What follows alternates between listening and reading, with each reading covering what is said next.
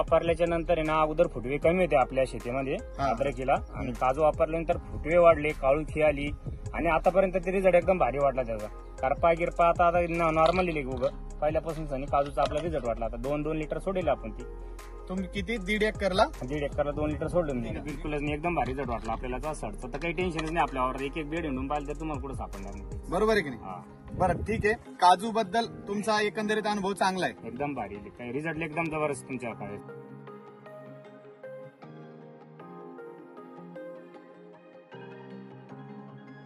काजू मध्ये जे अवेलेबल फॉर्म मध्ये जे सिलिकॉन असतं ते प्लॉटची एकदम क्वालिटी चांगली करतं, जी की आपल्याला बघायला भेटते.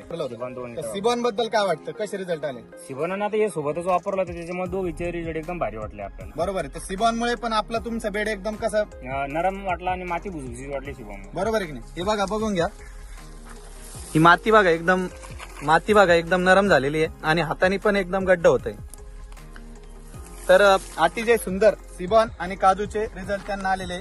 त्यांनी 1.5 एकर साठी 2 लिटर काजू, 2 लिटर सिबॉन वापरले. बरोबर आहे. तर बाकी शेतकऱ्यांनी वापरायला पाहिजे की नाही पाहिजे? 100% वापरायला पाहिजे. याचा रिझल्ट एकदम भारी आहे आणि मी तर वापरलेले आहे. आता तुम्ही वापरून पहा, चांगले रिझल्ट आहे. पाहू शकता तुम्ही फुटवे गिटवे. हे बघा, एकच खांड आपण काढलेलं आहे. हे बघा, कुठेही त्याला तुम्ही जॉईंट वगैरे नाहीये. मुळा आणि फुटवे क्वालिटी बघून घ्या. एकच खडा, हे बघा एवढा खडा आहे. बरोबर आहे की नाही? अतिशय सुंदर काजू आणि सिबॉनचे रिझल्ट दिसत आहे.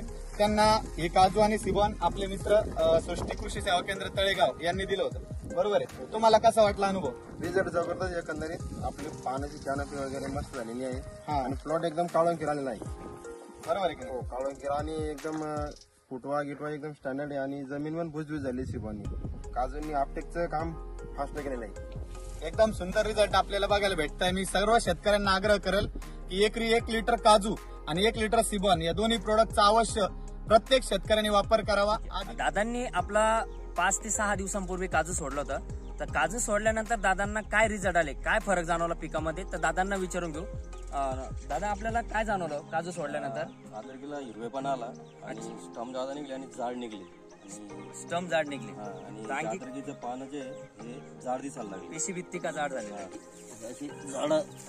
दादांचं म्हणणं आहे स्टम जाड निघले. पहिले पिवळेपणा निघत होता ना, परत काळोखी नव्हती, प्लॉट थोडा पिवळा होता.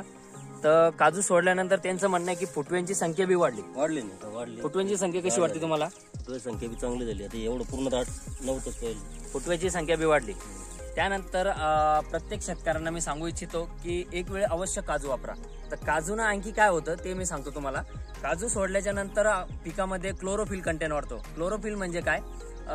जी काळोखी म्हणतो आपण त्याला क्लोरोफिल म्हणतात. तर प्रकाश संश्लेषणची क्रिया ती जास्त वाढते. त्यानंतर सगळ्यात जास्त फॉस्फरस अपटेक होतो जमिनीमधला आणि पोटॅश अपटेक होतो.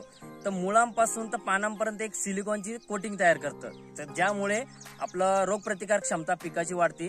तर आपल्या सडीपासून थोडं आपलं पीक 60 ते 70% वाचवलं जातं. तर प्रत्येकांना एक आवाहन करतो की काजू एक वेळेस एकरी अवश्य वापरा.